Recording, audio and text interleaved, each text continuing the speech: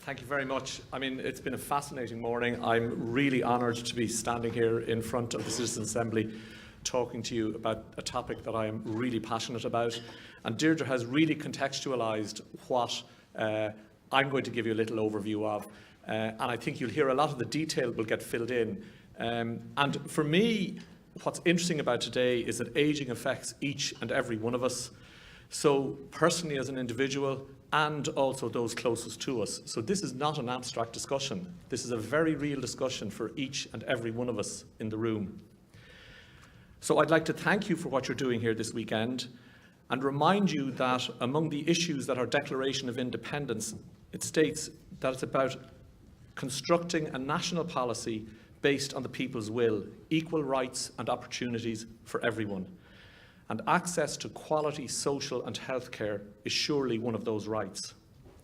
As we all live longer and healthier lives, there's a huge opportunity for our country to lead a change. And this is where I have great hope for this Assembly this weekend. We have to have a society where we show we value the older person and the contributions they have made over the years, and in effect that the expenditure people are talking about is seen as an investment and not a cost. We should empower our society to be age-attuned and health literate across the generations and across the political divide. And we should look to endorse an age-friendly and age-attuned society that would be fit and friendly for all. We should have educated all of us well enough to have the ability to make sound healthcare decisions in the context of everyday life. And while this will require many different approaches and different skills, universal education and training and education for all staff involved in social health and care teams will play an important role. So we have a huge job to do in this country to change our collective attitude, our perception and our language around ageing.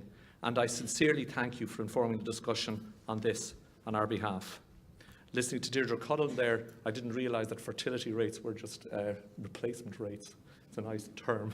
Anyway, my wife was afraid I was going to sing this opening song, so I'm not. So she's very relieved I'm not. But as you read the definition, I'm often asked what is ageing, and this song was written by Paul McCartney for the Beatles, and it appeared in their Sgt. Pepper album in I think '66, '67. And when it was written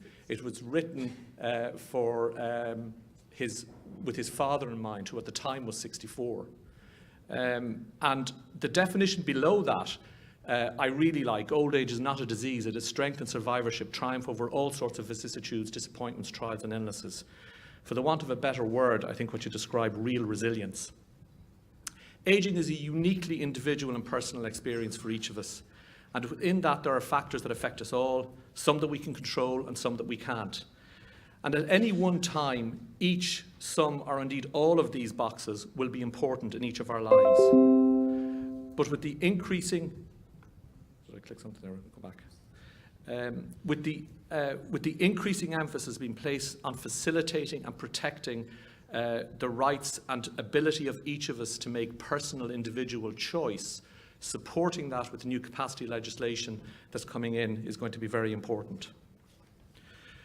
So in effect, for all of us, it's about finding creative solutions that will enable us to thrive as we age. We built a huge amount of the health services of today in the 50s and 60s. And that was at a time, and now both the mindset has changed, the services and the buildings and healthcare services are trying to catch up with that. I mean, can you imagine if a Gaelic football team were still only playing the traditional catch and kick football of the 50s? To succeed, you have to change, you have to adapt, you have to thrive, and you have to improve. So our huge collective goal is the added years that Deirdre Cullen was telling you about in the statistics.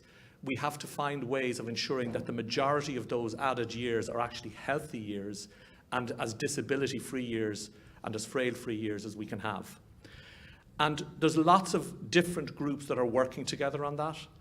The Irish Longitudinal Study of Ageing started 10 years ago now. It has recruited 8,500 participants over the age of 50, and it goes back and does in-depth assessments, questionnaires and health check assessments and frailty assessments and well-being assessments on the individuals in those studies. And the general data that you heard from Deirdre today, we're going to hear more and more about how people are aging in our country. And that study is going to provide us, along with other studies, with a huge amount of evidence for providing a driving policy. So it'll tell us about modifiable risk factors for stroke, heart failure, kidney disease, dementia. It'll tell us about frailty and falls.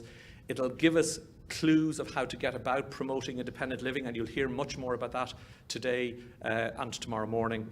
But again, this whole concept of it's not about the extended life years, which is great to see, it's about healthy life years within that. So what is the Ireland of today like? Now, Deirdre's actually given you the statistics. The first two numbers in that, 95% of people live at home, 5% of people live in residential or nursing homes, is a general statistic which I'm going to come back to. You heard Deirdre tell us about the people living alone in this country. In the study that Tilda are doing, they have approximately 25% of that study of people living alone. So we'll get more rich data from that. 4% of people provide formal care. Again, that's coming out, and I'd be really interested in next week's healthcare part of the 2016 census. There's a huge amount of informal care being provided. People visit their GP regularly during the year. 15% had an overnight stay in hospital. A very small percentage are known to the public health nurse. There's been a massive urban-rural shift in the way we now live. So in the 20s, 30s and 40s, it was about 70% living rurally, 30% living urbanly. That's just flipped completely now. People are mainly rural or urban dwelling. So it provides challenges right across the spectrum of healthcare. I suppose you've heard a lot already from Deirdre about the statistics and the numbers, and I'm going to focus on the lower part of this around the long-term care numbers on this slide, not on any other number. But in fact, I could be talking about any long-term condition, be it dementia, stroke, cancer, any long-term condition. So the numbers I'm talking about are in long-term care. And it's interesting, if you reflect back to 2009, I mean, you wouldn't dream of looking to get people who were undergoing chemotherapy for cancer to fill out forms to apply for funding for their cancer therapy. But in effect, in 2009, with the Fair Deal, that's what we did for people looking for long-term care from a financial perspective. And I think what we have to get better in this country at doing is looking at ways of either clearly supporting the financially and care-wise, the needs of people for whatever their condition is, or be equitable and fair about how we charge for what has been provided.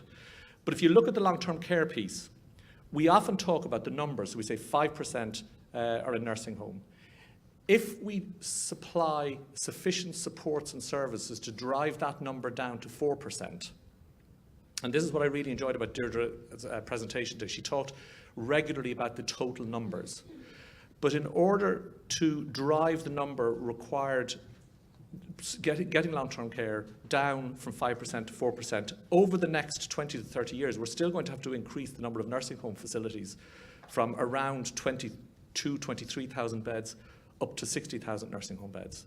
So we have challenges that we've got to address, and we can't just let it happen. We have to plan for it. So the planning imperative, and this is why the Central Statistics Office and the way they drill down into the numbers is so critically important for all of us, allows us plan like that. So what do I want as I age? And I think we all should have a little bit of a think about this ourselves. For me, I'm keen that we can all be part of contributing to finding solutions to ensure that we all thrive as we age. But what I want myself is I want to live well, I want to live long, I want to be happy, and I do want to be supported when I'm challenged. What does that require? It requires lots of different people working together, but it essentially requires information, education, personal effort, access to healthcare, societal support, and government policy. So it's all together that we're working on this one. There is no age at which it is too late to stop or modify a certain risk factor. We will always get benefit from that.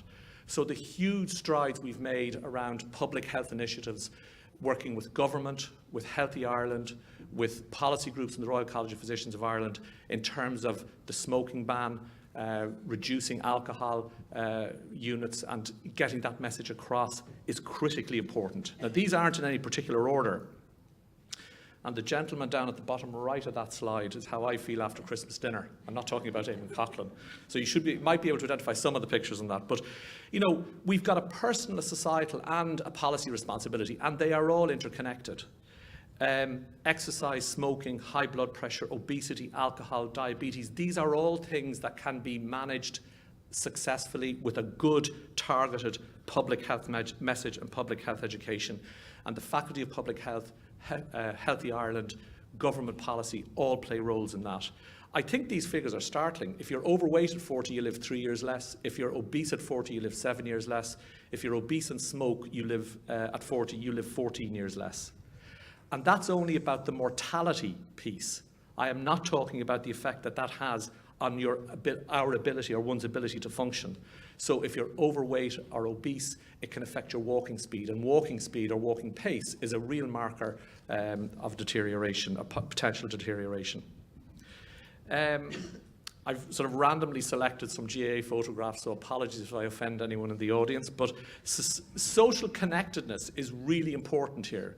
And societies or groupings like national groups like the GAA, like the ICA, play huge parts in connecting people, in getting people doing things together. And I think we have a job of work. I mean, the GAA have been very good at this with some of the initiatives they have in involving. We have a great opportunity there across the generations to connect people.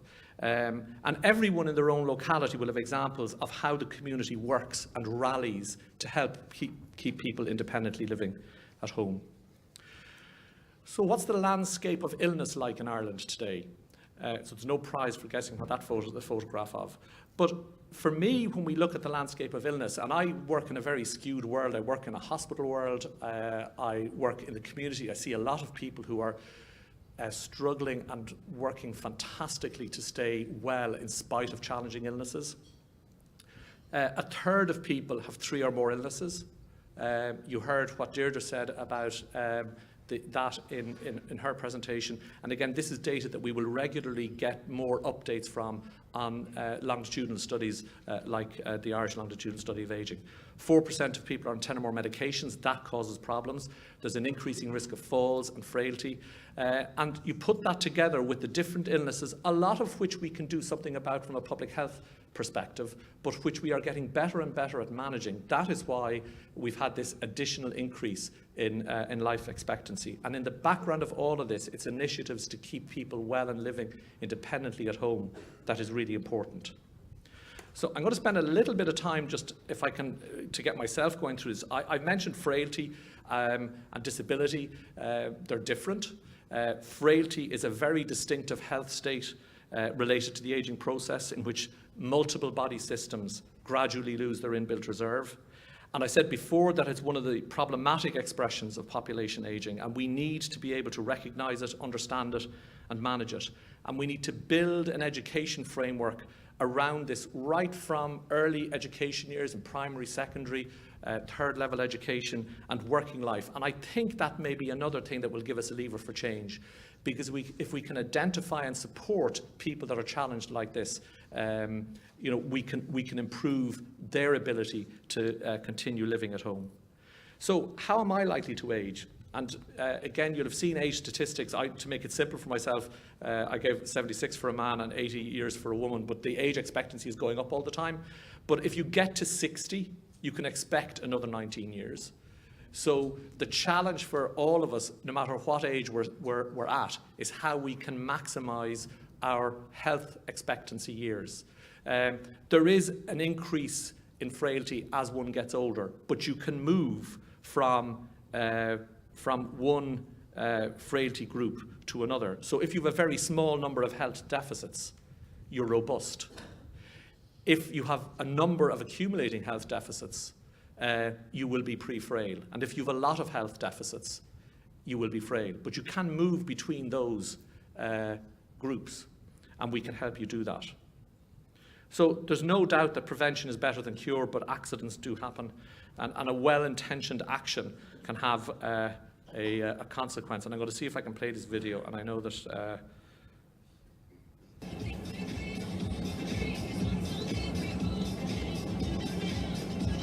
that's a gent who left his handbrake on his car when this lady was crossing the road. So accidents happen, and we have to be able to respond to those. You can't prevent every accident, unfortunately. But it's interesting, that person was crossing a road crossing, and a simple public health act, and the National Road Safety Authority have been looking at this, of actually changing the length of time the green man starts to flash. You know, I find myself halfway across a road and it's nearly gone red. It's a hazard, and we need to look at, you know, public health measures down to that detail. I seem to have lost my flicker on there. So falls, you know, is something that are things that happen. Walking is a very complex task. You require energy, balance, movement control, coordination of your musculoskeletal system. So there's loads of things going on that you don't think about when you're walking. And our walking speed declines as we age. And that makes it more difficult to get out of a chair. It makes it more difficult to go up the stairs. It makes it more difficult to balance on a bus that pulls off before it should pull off. So there are lots of different challenges for us in terms of improving the way we deliver treatment and care. Older people are more likely to be admitted. You saw the statistics that Deirdre showed you in her presentation. If a person falls and attends the emergency department, they're more likely to require admission. And a third of people over the age of 65 have a fall in a year, and a half of people over the age of 80 have a fall. And there are ways of targeting and improving and reducing the likelihood of that happening. So falls prevention programs are going to play a huge part in maintaining well-being of older people as we move on. And that's just one example. And I think, you know, for me, any individual, as I get older, it doesn't have to be a particularly complex issue. It can be an infection, it can be getting the flu because I didn't have the flu vaccine, or it can be a fall. But if I go into that, what I would describe as a minor hit or a minor knock, if I go into that well and not frail, then it may just, I'll have a dip, I won't feel well, I won't lose independence, I might take a day off work, but I'll get on with it and I'll recover quickly. If I'm frailer when I take that hit, A, it may threaten my independence, B, it may take me much longer to recover. So we need supports that are available to older people quickly when episodes like that happen, so that we can intervene and manage it. So we need at every stage to seek out opportunities to improve how we age and how we support those who are challenged as they age. And it's a real public and professional perception issue for all of us. So some of you will look at that picture and you'll see an older woman with her chin down at the bottom where the black area is there, and the nose a little higher up. And some of you will see a young debonair gentleman with a coif of hair out of the black. So it depends on the way you look at that. So some of you will see one picture, some of you will see two pictures, but it's all about perception.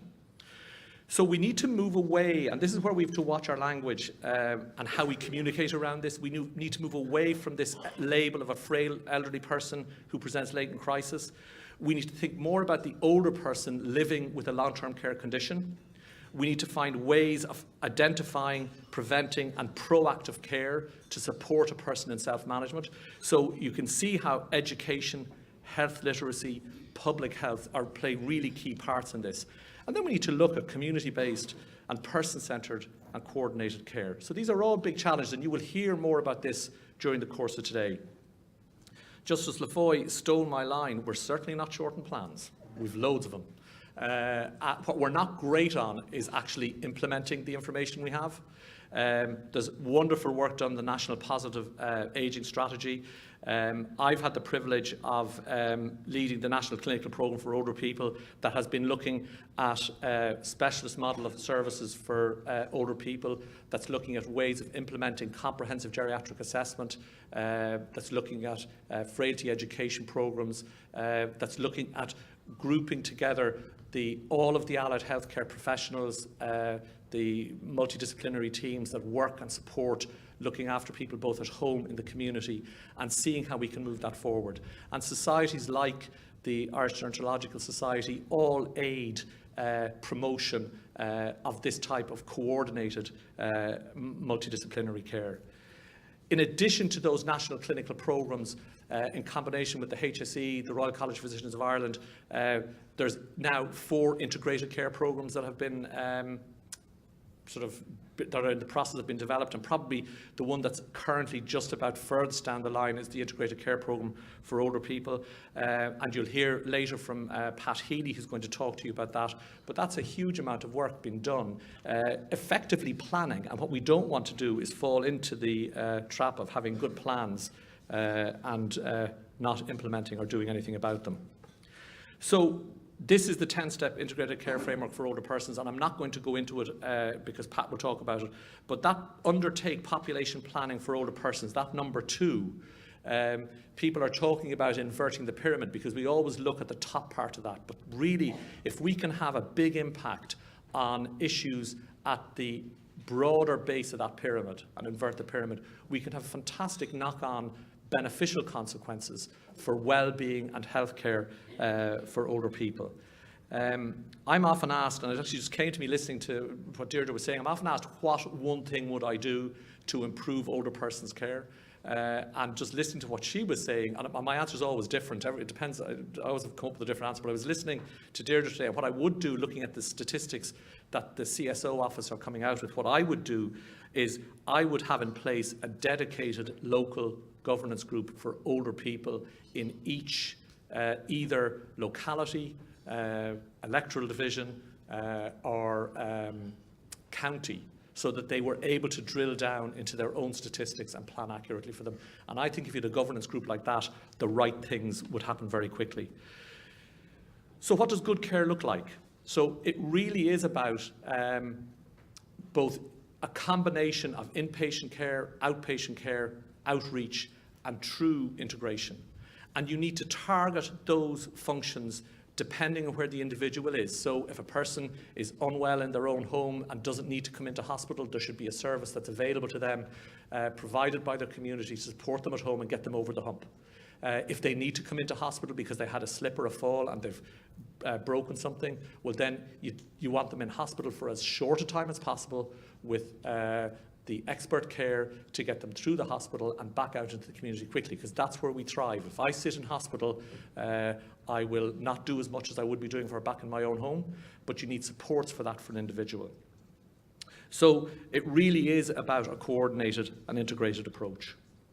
So if you scan this picture and think of those of our families and friends who are not up there, think of those that are with us and not with us, all of these deserve a society that helps to support them, whether they have failing health or not.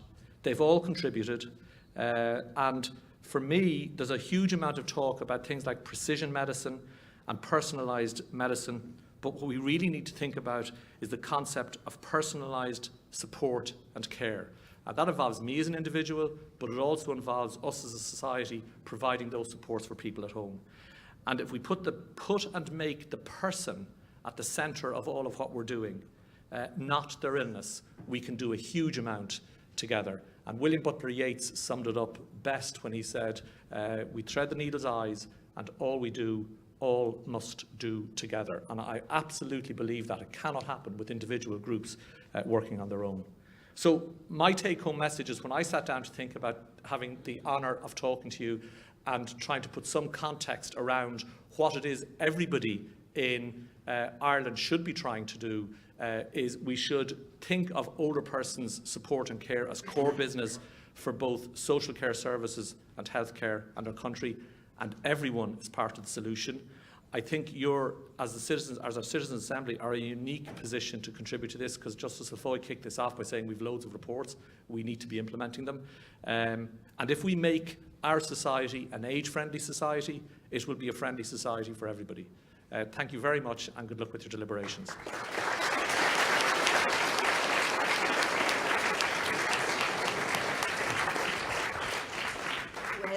once again, Assembly members, you've got an awful lot to think about from that presentation, and we're going to talk about it shortly. But I just want to make one point. I want to illustrate one example of getting old by clarifying something Dr. O'Shea said. Sergeant Pepper was launched in the first week of June 1967.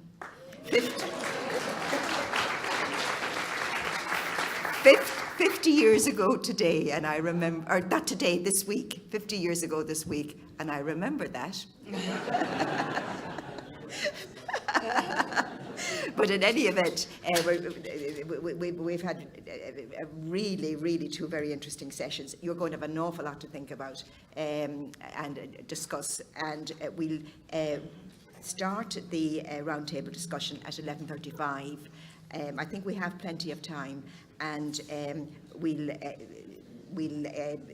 resume the public session at 12:05 as the agenda indicates. So, and the speakers will be here to answer your questions at 12:05. Oh yeah, and coffee, cup on.